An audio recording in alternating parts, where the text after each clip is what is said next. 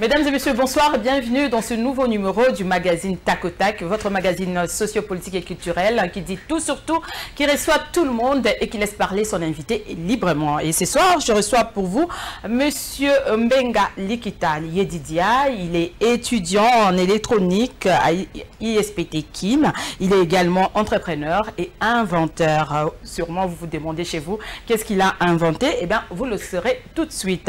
Monsieur Yedidia Mbenga Likita, bonsoir. Bonsoir. Comment allez-vous? Bien, merci. Et bienvenue sur notre plateau des Tac au Tac Magazine. Ben, moi, je vais bien. Voilà. Alors, Yedidia, vous êtes étudiant et vous venez de fabriquer un emballage biodégradable en papier. Mais bien avant, pouvez-vous tout d'abord nous parler de votre formation académique? Alors, je suis un étudiant de l'ISPT Kin, voilà, en électronique. Et je suis aussi un chercheur, voilà, qui se concentre... Un chercheur en plus, un inventeur. Voilà, inventeur, chercheur. Oui. Et je me concentre sur tout ce qui est technologique, mais aussi sur tout ce qui peut apporter un truc de nouveau, en fait. Donc, ben voilà. Ok, alors maintenant, dites-nous comment vous est venue l'idée d'en arriver à la fabrication de cet emballage biodégradable en papier? Alors, je suis parti d'une constatation, en fait. L'autorité compétente en matière d'environnement, en juillet 2018, avait signifié aux entreprises productrices d'emballage en plastique d'arrêter la production compte tenu des méfaits de ce dernier à l'environnement. Sauf que cette décision, bien qu'elle était importante, responsable et urgente, cette décision avait engendré un autre problème, un problème de manque, un problème de pénurie d'emballage, simplement. Alors, comme le disait John Kennedy, que ne vous demandez pas ce que votre pays peut faire pour vous, mais demandez-vous plutôt ce que vous pouvez faire pour votre pays. Alors, nous nous sommes posé la même question et nous avons répondu à cette question. Nous nous sommes dit que la moindre chose à faire, c'est de mettre en place une entreprise qui va assurer la production des emballages. Mais à l'occurrence, ces emballages doivent être biodégradables. Voilà. Sauf qu'on était buté à un problème.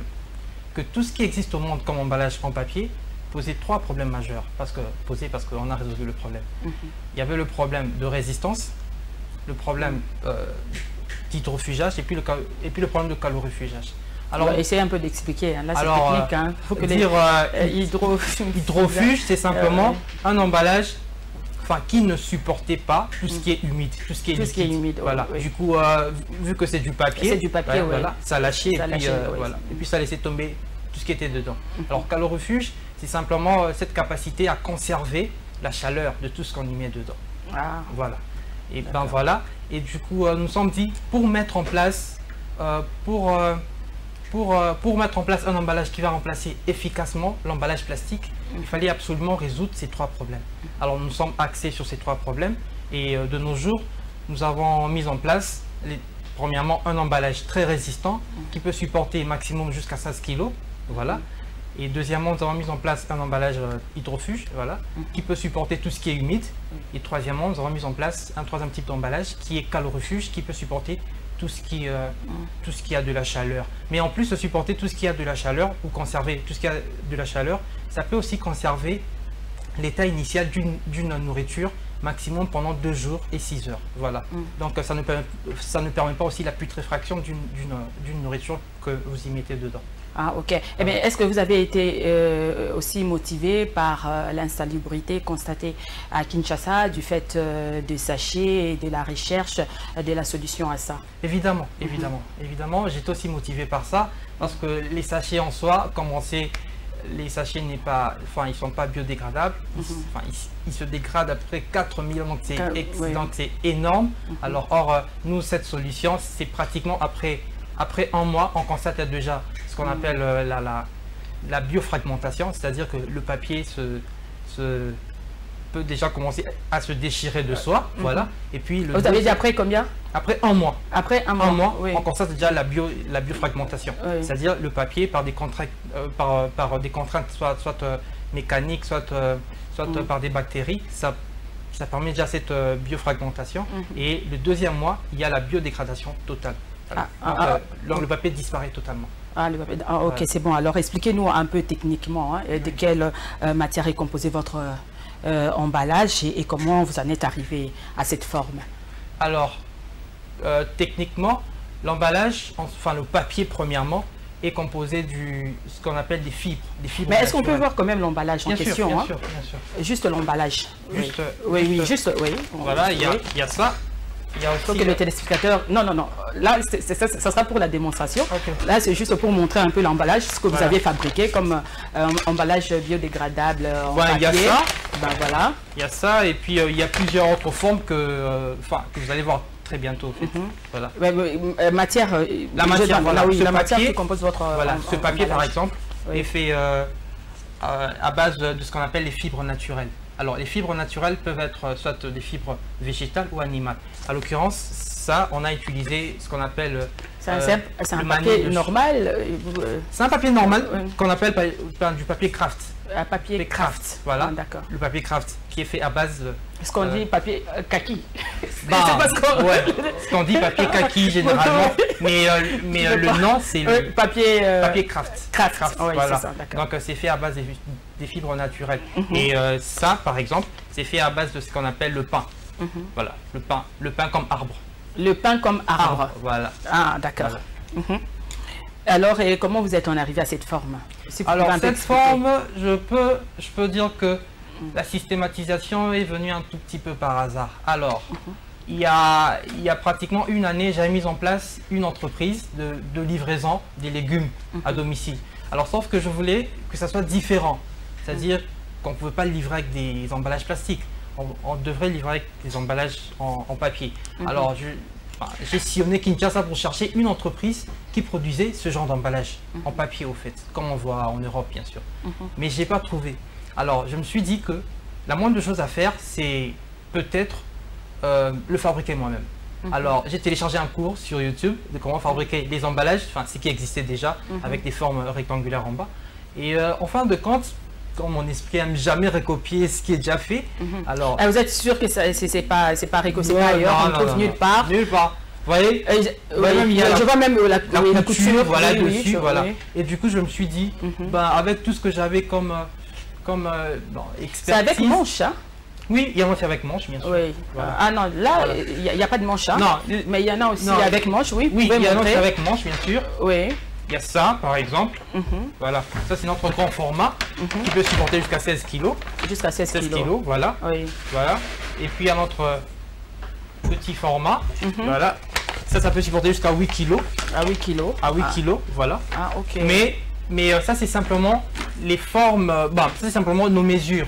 Mais, par exemple, on peut fabriquer d'autres mesures. D'autres mesures. Donc, c'est-à-dire que vous nous signifiez, on a besoin de tel volume d'emballage. Alors nous, avec notre équipe donc de vous RD, êtes sûr qu'ailleurs on n'en trouve pas, il n'y a pas de copie. Non. Donc, parce que les Congolais est vraiment professionnels en copie, hein, et puis ils copient mal en plus. Très mal. Donc voilà. Et alors vraiment, je crois que non. Alors c'est une première. Ça c'est une première, vous pouvez même le constater. Vous avez fait des recherches, parce qu'on va faire des recherches. Hein. Bien sûr. Et nos téléspectateurs aussi doivent faire des recherches pour savoir si réellement ça vient de vous, hein, cette idée. Exactement, ça vient de moi. Ça vient de moi. Oui. Et du coup, je l'ai enrichi avec tout ce que j'avais comme connaissance au préalable. Alors, ma mère est couturière, mais aussi que ma mère est couturière. Il y a très longtemps, quand j'étais petit, mes sœurs, quand elles étudiaient au lycée Bosangani, quand elles rentraient, souvent elles venaient avec du papier cousu dessus. Alors, cette sensation-là, souvent quand je touchais le papier, il y a cette sensation. Après, quelques années après, je me suis dit, pour mettre en place un emballage qui va sortir de mon imagination. Alors, qu'est-ce que je peux ajouter de plus en termes de design, en termes de résistance, voilà. Alors, j'ai jugé bon d'implémenter aussi la couture dessus. Voilà, pour question de design, voilà, mais question aussi de cet aspect. Parce qu'ailleurs en Europe, on voit des emballages comme ça, des emballages en papier, mais ils sont ne confondez pas la couleur. Voilà, parce que là, vous dites que vous voyez ça par rapport à la couleur. Mais la forme... En Europe, on utilise, il n'y a pas de sachet, il n'y a que ça. Même au Rwanda aussi, il n'y a que de papier comme ça, mais sans manche. Sans manche, mais pas aussi cette forme. Il n'y a pas de couture, par exemple. Vous voyez que nous, on a un peu fusionné tout ça pour mettre en place la différence. Voilà, la différence, mais aussi, regardez bien ces formes ici. Vous voyez cette forme? Oui. Vous voyez cette forme? Oui. Et là, et là. Alors, tout ça, c'est pas pour rien. Alors, on permet une division de force. De force, oui. En tout point de l'emballage. Parce que le grand problème avec ce qui existait avant, ou bien voilà, c'est que le papier, il est bon. Mais sauf que ils n'avaient pas compris comment diviser les forces en tout point de l'emballage pour disons, utiliser la capacité totale du papier, au fait. Parce que le papier, il est très dur. Vu qu'il est fait en fibre, du point de vue moléculaire, les papiers ont un contact comme ça. Oui. Alors, du coup, il fallait chercher comment utiliser ce contact moléculaire. Voilà. Et ici, par exemple, quand on met un poids ici, on utilise ce qu'on appelle le troisième principe de Newton. Alors, que nous dit ce principe? Ce principe dit que à toute force d'action F1 est égale à toute force d'action F2 de même direction. Réaction. Voilà, action et réaction de même direction, mais de même direction, de même valeur, mais de sens contraire. Alors, nous avons compris que si on pouvait appliquer ce principe pour mettre en place des emballages résistants, donc, qu'est-ce qui se passe? Que quand on met un poids ici, par exemple, voilà. Nous allons passer par l'expérience. Oui, directement, voilà. Allez-y. Par exemple, si on met un poids ici, là, alors, tu peux me lever? Oui, bien sûr. Alors, allez-y. Si on soulève comme ça, vous voyez que ça pèse énormément. Alors, qu'est-ce qui se passe? Il y a la même portion, ou la même valeur de ce poids, au fait, qui est, il y a division de deux portions de force. C'est à combien de kilos, là? Alors là, nous sommes déjà à 12 kilos. À 12 kilos. À 12 kilos, vu que la brique fait 6 quelque chose. Oui, 6 kilos. Voilà. Donc vous avez mis 2 briques. 2 briques. J'ai mis 2 briques là-dedans. Alors, il y a une partie... Il faut faire voir, parce que peut-être les gens vont croire qu'on est en train de... Il y a 2 briques, exactement. C'est la fiction, mais c'est une réalité. 2 briques, Il y a 2 briques qui pèsent énormément. Oui. Voilà. Alors, qu'est-ce qui se passe? Quand nous mettons ce poids, il y a une division de force, de 2 forces égales. Il y a une portion de force qui réagit de ce côté, et l'autre partie réagit de l'autre côté. Et du coup, vu qu'ils sont de même portion, c'est comme si 2 personnes de même force s'attirent comme ça. Et du coup, ça rend l'emballage stable. Voilà. Donc, le secret, c'est pas le papier, mais le secret, c'est plutôt la technique que nous avons appliquée pour diviser les forces en tout point de l'emballage, au fait. Et en plus, ces formes ici aussi annulent les forces en chaque point. Vous voyez que c'est dans les mêmes portions. C'est dans les mêmes portions et du coup, ça annule les forces en chaque point. Alors, ça c'est pour le grand. C'est vraiment intéressant. Pour le petit ici, par exemple. Alors, et pour le petit, là, ça peut supporter... voilà, 8 kilos. 8 kilos. Oui. 8 kg, maintenant on a mis 5 kg. Vous voyez que... D'accord. Ouais, donc c'est le même principe qui s'applique partout. Donc on maîtrise cette technologie, mais on peut encore la développer. Alors en plus de ça, on a un autre type d'emballage, voilà, qui peut supporter tout ce qui est humide. Alors, tout ce qui est humide. Tout ce qui est humide. Oui, alors, démontrez-nous un peu. Alors, on va mettre de l'eau dedans pour voir... parce que quand on dit papier et eau, c'est pratiquement deux choses différentes. Ça va céder. Voilà, ça va céder. Alors, là on a mis de l'eau. Il faut vraiment filmer. Là, il y a de l'eau. On a mis de l'eau. Vous voyez de l'eau? C'est bon? Alors, vous voyez? Ah, ok, c'est bon. C'est un peu ça. C'est une bonne chose alors. Bien. Ok, merci pour la démonstration en tout cas. Nos téléspectateurs sont en train de découvrir, on découvre ensemble là. Donc c'est vraiment une bonne chose, c'est très intéressant. En tout cas, bravo. Coup de chapeau à vous. Alors, vous êtes pour l'instant en quête de moyens financiers pour en produire en grande quantité. Mais c'est lui que vous montrez comme spécimen, vous l'avez eu comment? Alors, si je l'ai eu comment? Simplement en faisant premièrement des investigations, c'est-à-dire en faisant des recherches. Et ces recherches ont abouti à cet emballage simplement. Ah, ok. Est-ce qu'il faudra-t-il toute une usine de fabrication si l'on vous comprend bien? Alors, ok, si je comprends bien la question précédente d'abord, c'est que ça, parce qu'on l'a fait avec un matériel purement rudimentaire. Donc, si je peux reprendre... Rudimentaire. Rudimentaire, c'est-à-dire un matériel... Parce que vous avez des termes techniques là. Non, enfin, il faut nous expliquer un peu. Rudimentaire, c'est-à-dire un matériel de bord, enfin du bord simplement. Oui. Alors, c'est un matériel qu'on a soit fabriqué nous-mêmes ou qu'on a fait fabriquer afin d'arriver à cette... Non, donc c'est que vous avez toute une équipe, vous travaillez, vous avez des amis avec qui vous travaillez. Bien sûr. On a toute une équipe, c'est pratiquement une start-up, donc c'est-à-dire une petite entreprise. Une petite entreprise, voilà, Et on développe ces emballages, on utilise un matériel rudimentaire, mais on a mis en place un projet de développement à grande échelle afin de satisfaire, disons, la grande population, enfin, cette grande masse de population qui ont besoin de ces emballages au fait. Donc vous avez besoin aussi de moyens alors? On a énormément besoin de moyens. Voilà. Ah, d'accord, voilà. Ok, c'est bon. Alors, comme vous avez dit qu'il faut une entreprise, vous avez une petite entreprise, mais vous voulez agrandir quand même. Hein, il faut beaucoup de moyens. Alors, révélons un peu à votre emballage. Vous dites qu'il est résistant, même avec 16 kilos dedans. Est-ce qu'il peut tenir à une longue distance? Bien sûr. Parce que là, vous avez démontré, mais nous sommes sur place. Hein, est-ce que on peut... Non. Okay. Je vous pose juste la question hein, pour savoir. Peut-être prochainement, on pourra, parce que moi, je vais en avoir aussi. J'en ai besoin. Comme ça, je vais faire mes courses avec et je vais expérimenter. Si ce n'est pas ça, donc je reviendrai ici. Je vais vous appeler pour vous dire que non, alors, ça a cédé. Est-ce que jusqu'à longue distance, ça va tenir? Bien sûr. Même les mamans du marché peuvent mettre des légumes, tout ça, tout ce qu'ils veulent. Et alors, c'est que, au fait, c'est quoi notre particularité aussi? Alors, avant d'être commerçant, nous sommes d'abord chercheurs, inventeurs. Alors, dire chercheur, inventeur, c'est dire faire des tests pour confirmer, que ce produit est bon. Donc, on ne peut pas commercialiser un produit qu'on n'a pas certifié premièrement nous-mêmes par des tests sur terre, ainsi de suite. Voilà. Alors, dites-nous un peu comment expliquer. Moi, je me pose quand même la question de savoir, mais vous avez dit que non, même en mettant des choses humides, l'emballage ne va pas céder. Vous avez même, nous avons expérimenté là, et même à 16 kilos, oui, vous avez mis 2 briques. Donc, mais en quoi est-ce que c'est du papier alors?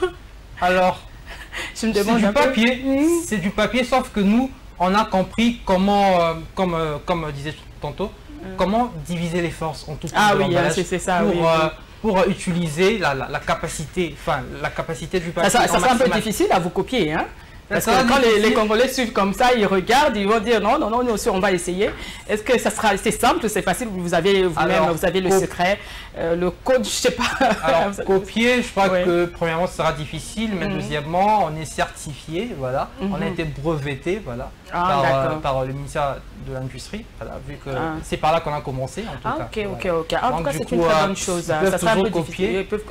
Mais ils auront des problèmes. Ils auront des problèmes s'ils vont là-bas comme au ministère de l'Industrie. Donc on va leur dire que non, il y a déjà des gens qui sont passés ici pour... Ok. Alors vous souhaitez aussi que le gouvernement vous soutienne. Hein. Il va s'agir d'un soutien de quel ordre? Alors, logistique, voilà, financier, mais aussi en plus de cela, au fait, à ce niveau, je ne parle pas seulement pour moi, pas simplement pour moi. Mais pour tous les jeunes qui sont aussi porteurs de projets. Qui sont porteurs des entrepreneurs, des jeunes entrepreneurs en tout cas. L'État, je crois que l'État doit mettre en place l'État doit être l'incubateur, comme on voit sous autres cieux. En tout cas, là, je vous laisse parler quand même. Vous avez au moins 3 minutes, il faut parler parce que moi, j'encourage l'entrepreneuriat. J'aime bien les jeunes qui créent et qui ont des idées innovatrices. En tout cas, c'est une très bonne chose. Alors, allez-y, adressez-vous au gouvernement parce que le gouvernement, quand même, doit aider les jeunes. On est fatigué avec les CV, toujours des demandes d'emploi, aller par-ci, par-là. Les jeunes doivent créer. Parce que nous voyons dans d'autres pays, pays africains comme l'Éthiopie, comme même au Rwanda, là, il y a des jeunes millionnaires, en Nigérien, tout ça. Ce sont des jeunes entrepreneurs qui créent, qui ne sont pas toujours dans la politique. D'ailleurs, ils se demandent, vous les Congolais, vous êtes trop politique, vous ne créez pas des entreprises, tout ça. C'est un peu ça le problème. Pour moi, j'encourage, mais le gouvernement, notre gouvernement, en tout cas, peut-être que le gouvernement actuel, hein, allez-y, passez le message quand même. Alors, moi, je crois que l'État doit se comporter en incubateur. L'État doit mettre en place une politique à grande échelle afin de financer les jeunes entrepreneurs. Alors, ce que fait, disons, l'FPI, c'est très compliqué pour un jeune qui a simplement son idée, au fait. Alors, je crois qu'il faut mettre en place une politique très pratique pour financer les jeunes porteurs de projets. Alors, parce que Albert Einstein, à la fin de la vie d'Albert Einstein, il a dit que tout ce qu'il a pu mettre en œuvre, comme théorie ou tout ce qu'on veut, c'est qu'il s'est posé des questions extrêmes. Alors, je veux dire quoi par là? L'État doit peut-être se poser ce genre de questions. Que s'il arrivait que tous les Libanais, les Indiens, les Chinois partaient, alors on aura quoi comme entreprise? C'est ça, le problème. Voilà. Alors, parce qu'il n'y a aucune entreprise congolaise, genre très majeure, il n'y en a pas. Même des cure-dents ici, on ne produit pas. En fait. Donc, des aiguilles, voilà, tout ça, voilà. c'est toujours des Indiens, Voilà. des Libanais. Voilà, toujours. C'est quand même étonnant, un grand pays comme la Un grand pays RDC, comme la RDC. c'est vraiment déplorable quand Alors, même. du coup, l'État doit absolument investir pour que les jeunes entrepreneurs puissent émerger, mais aussi parce que s'ils émergent, ils vont participer premièrement à l'économie du pays, ils vont participer, par exemple pour ce qui me concerne, à un problème où ils vont résoudre un problème environnemental, pour ce qui les concerne bien sûr, Oui. mais en fin de compte, C'est un problème très important, très important, l'environnement. Oui. mais en plus de cela, ils peuvent aussi, disons, apporter une technologie que le pays n'a pas. Par exemple, quand le pays a besoin d'une technologie qu'il n'a pas, enfin, le pays fait appel aux expatriés, à une main-d'œuvre extérieure. Oui. Alors là, c'est ce qui se passe ici dans notre pays. Pourtant, il y a des jeunes comme vous qui sont là, capables. Donc, du coup, ça coûte énormément. Oui. Or, par exemple, avec les jeunes qui sont porteurs de projets, l'État peut simplement les financer. Donc, l'État va gagner peut-être sur deux plans. C'est là le problème Voilà. du financement. Voilà. Ici, on finance difficilement Voilà. les jeunes. Voilà, on ne croit pas vraiment à vos projets, tout ça. Et pourtant, vous venez de fabriquer. C'est vraiment intéressant, très important. Voilà. Oui. Donc l'État va gagner du point de vue économique, c'est parce que ces jeunes vont participer au PIB, bien même au PNB, et puis du point de vue technologique aussi, parce qu'ils vont apporter une technologie inexistante au fait. Voilà. Ah, ok. Et vous venez de parler du FPI. Avez-vous déjà fait des démarches administratives auprès du FPI, par exemple, et quelle suite vous attend réservée? Alors, la suite réservée, par exemple, premièrement, quand j'ai lu leur canevas de financement, alors, il y a quelque part, on avait écrit qu'il faut, par exemple, la garantie. C'est-à-dire, si on vous prête, vous devez donner une garantie. Une garantie, oui. Et une garantie, si je ne me trompe pas, c'était de 150%. Donc, c'est-à-dire que si on vous donne 150 000 $, il faut donner une garantie de 150 000 $. Alors imaginez que... Ça, c'est toute une parcelle. Voilà, c'est toute une parcelle que j'ai pas. Voilà. Donc, du coup, c'est compliqué. C'est compliqué, mais il y a d'autres personnes qui vont quand même prendre de l'argent là-bas et tout ça. C'est compliqué pour financer les jeunes, vraiment. Voilà. Alors, allez-y, oui. Alors, vous avez... je crois que, comme disais-je, que l'FPI, c'est compliqué. C'est compliqué. C'est compliqué. Ça n'a pas été il faut mettre en place... disons, même dans nos banques ici aussi, voilà, c'est vraiment... C'est compliqué au fait. Par exemple, je ne peux pas citer le nom des banques ici, mais par exemple, une banque, là où j'étais allé, pour financer, il faut moins avoir un profit de 10 000 $ par mois, par exemple. Donc, on parle des PME. Donc, or, c'est vraiment compliqué. Donc, l'État doit régulariser ce secteur-là. L'État doit mettre en place une stratégie très pratique. J'espère que Fatch est en train d'écouter notre président, le nouveau président de la République, qui a promis beaucoup de choses aux jeunes. Le peuple d'abord. Vous êtes parmi le peuple, donc vous êtes un jeune étudiant qui a des idées vraiment que j'apprécie beaucoup, en tout cas que j'encourage. Vous m'avez vraiment fasciné avec... En plus de cela, excusez madame, c'est que, comme on dit en macroéconomie, c'est que l'État doit assurer le bien-être de sa population. C'est l'objectif de l'État. Alors, peut-être en finançant les projets des jeunes Congolais, l'État va assurer d'une manière ou d'une autre le bien-être de sa population. Parce que, par exemple, pour mon cas, je résous un problème, premièrement, environnemental, un problème social, parce que je vais créer de l'emploi, je crée même déjà de l'emploi. Oui, et troisièmement... Il faut y croire, voilà, il faut dire oui. Voilà. Et puis troisièmement, ça sera aussi ce problème d'apport en termes de comme ça va révolter aussi d'autres jeunes, ça va pousser d'autres jeunes à créer, à avoir cet esprit de recherche, des créativités au lieu de tout le temps copier l'étranger et tout ça. Parce qu'on s'est dit, mais pourquoi les Blancs n'ont pas eu cette idée-là de la résistance, par exemple, parce qu'ils utilisent aussi, mais bon, il n'y a pas de manche et puis c'est pas vraiment résistant, l'emballage. Et vous êtes un Congolais quand même. Moi, je suis très fière de vous. En tout cas, je vous encourage. Vous avez cette idée de créer, de fabriquer un emballage qui est vraiment résistant. Donc, c'est une très bonne chose. Voilà. Alors, dites-nous un peu, est-ce que vous allez commercialiser? Est-ce que vous avez déjà des partenaires? Je ne sais pas. Dans des shops, de boutiques, tout ça. Oui, on a parce que déjà dans des shops, on n'utilise plus de sachets. On ne donne plus de sachets. Il y a des sacs, tout ça. Ben, je ne sais pas si vous avez déjà des contacts. Oui, on a des contacts, on a déjà des clients. On a des clients, disons, qu'on livre peut-être chaque semaine. Mais sauf que Vous livrez combien de sacs comme ça? Alors, maximum, on peut aller jusqu'à 3000 emballages. Ah, donc Voilà. ça va déjà alors? Oui, ça va un tout petit peu, ça va, mais ouais. sauf qu'il y a un problème de... vu qu'on n'a pas eu en premier lieu enfin, ce qu'on appelle les frais d'investissement, mais aussi les frais de déroulement, donc on voit que c'est un peu difficile. Donc on ne peut pas garder, on n'a même pas encore atteint notre seuil de rentabilité et on paye déjà des gens, donc ce qui est pratiquement impossible d'atteindre parce qu'on doit payer les gens, ainsi de suite, ainsi de suite. Donc du coup on se bat comme ça, mais pour l'instant on n'a même pas encore atteint les seuils notre seuil de rentabilité. Mais il y a aussi cet aspect de choses, c'est que maintenant on a beaucoup de clients qui demandent nos produits. Les clients, ce sont Alors ça dépend. ce sont Ce sont des supermarchés, ce sont des supermarchés, des particuliers aussi. des grandes surfaces, des particuliers, voilà, aussi des particuliers. Comme Voilà. ici, il y a des gens, des personnes qui veulent en procurer, je ne sais pas, pour faire le marché. Ou bien, Alors, je ne oui. sais pas si vous avez mis en vente aussi ou comment. Oui, Vous le faites en gros, en détail, je sais en pas, gros, en détail. en gros, vu que nous sommes une entreprise de On production. peut estimer à combien? Voilà. Pardon? On peut estimer à combien? On peut estimer à combien? Le grand là, c'est à 300 francs et le petit c'est à 200 francs, simplement. Donc, Un prix vraiment patriotique. oui. Hein? Et en plus, on peut même faire de l'impression dessus. Ah non, mais fais-moi ça sur la table hein, jusqu'à la fin de l'émission quand même, parce qu'il y a Ok. il y a des téléspectateurs qui peuvent venir après et puis Voilà. oui. Donc c'est ça, Voilà. les emballages hein, en question. Voilà, ça Bien, c'est voilà. en question. Ah d'accord, ah, Ok. ok, mettez ça un peu à côté. Alors, Ouais, voilà. côté. il faut que ça puisse m'obstruer. Voilà, donc, ben voilà. Ouais. Sont là les échantillons. Ce sont les échantillons, mais en oui. plus de cela, on peut faire d'autres formes, d'autres grandeurs. Ça dépendra Donc plus grand que ça. Ça vos dépend. commandes, oui. Ah ok, c'est vraiment bien. Donc vous avez dit que vous avez des particuliers, vous avez des gens, mais l'adresse alors votre entreprise, ça se trouve Alors, parce que vous avez déjà dit que vous avez une entreprise, tout ça. Bien sûr. Alors, vous travaillez avec des gens, oui. Alors, notre entreprise, nous sommes à la cité Mobutu, voilà, l'avenue du Centre, 450. Mais allez-y, parlez un peu Voilà. plus fort. Voilà, nous sommes à la cité Mobutu, l'avenue du Centre, 454.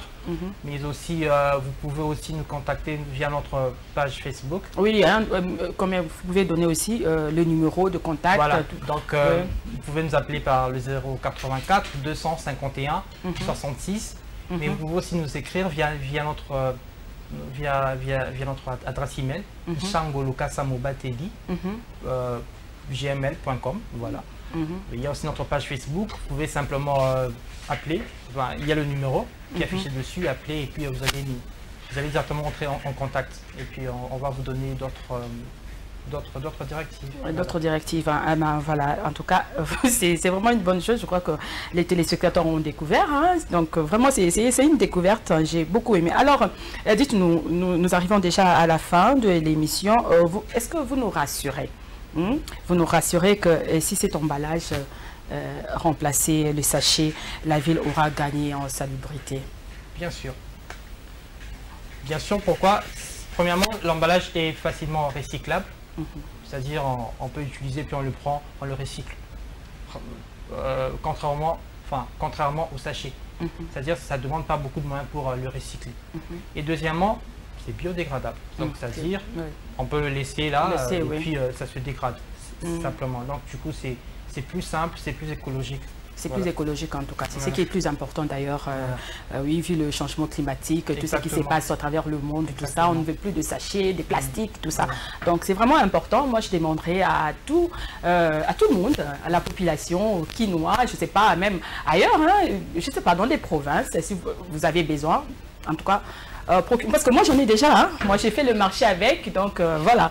Donc je peux vous rassurer que c'est vraiment du bon, c'est vraiment bien. Alors est-ce que vous avez un message, parce que nous sommes déjà arrivés à la fin, hein, 30 minutes, oui, ok.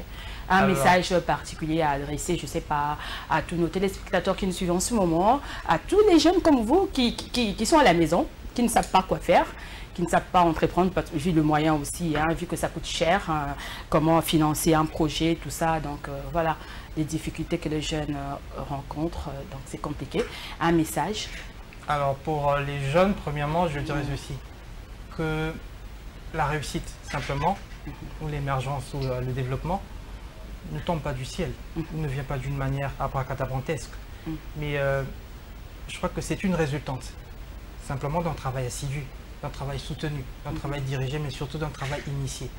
Alors, on ne doit pas simplement nous dire que on peut pragmatiser ces projets ou bien tout ce qu'on a en tête, simplement parce qu'on est américain, on est chinois, on est japonais ou indien. Non, on peut pragmatiser tout cela, simplement c'est parce qu'on est un être humain créé par Dieu. Oui, alors on doit croire en nos projets et on doit foncer pour le mettre. Jamais lâcher, ne jamais baisser les bras. Voilà. Donc, enfin, ne jamais lâcher. Ne jamais lâcher, oui. Ce que je veux dire. Mais aussi, comme le disait Nelson Mandela, alors moi je vais être une lumière. C'est-à-dire que nous sommes sur Terre. Notre mission principale sur Terre est de dégager notre lumière afin d'être une source de lumière pour les autres. Oui, c'est ça. Voilà. Et comme mot de la fin, je dirais simplement que nous avons comme objectif principal d'extirper notre pays de cette posture du consommateur pour l'emmener vers la posture du créateur, simplement. C'est ça. Et au gouvernement quand même, hein, parce que moi j'ai vraiment besoin que vous soyez soutenu, hein, que vous ayez un message à notre gouvernement, au président de la République, parce qu'il est là pour les jeunes aussi. Au président, au gouvernement, je crois que je pourrais dire, simplement, je pourrais dire simplement que voilà, vous cherchez des projets à financer, nous sommes là et nous sommes venus avec un projet innovant qui peut résoudre pas simplement un problème environnemental, un problème social, mais surtout un problème aussi de technologie.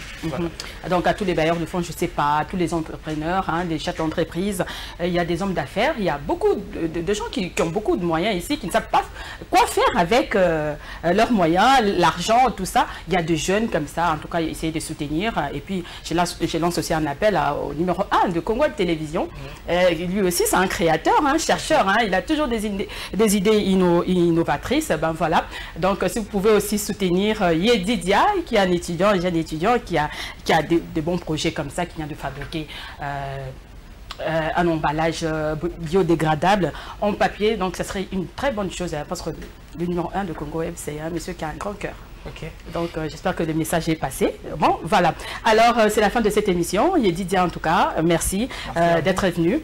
Je rappelle que je recevais pour vous ce soir monsieur Mbenga Likita Yedidia, qui est un inventeur, étudiant, entrepreneur, chercheur, qui est venu donc vous montrer ce qu'il a fabriqué. Et donc, c'est vraiment du nouveau, une première en République démocratique du Congo. En tout cas, je vous demande de le soutenir. Ce serait vraiment une bonne chose. Quand les jeunes font des choses bien, donc il faut les soutenir, pourquoi pas. Eh bien, c'est la fin. Merci de nous avoir suivis. Au revoir et à la prochaine.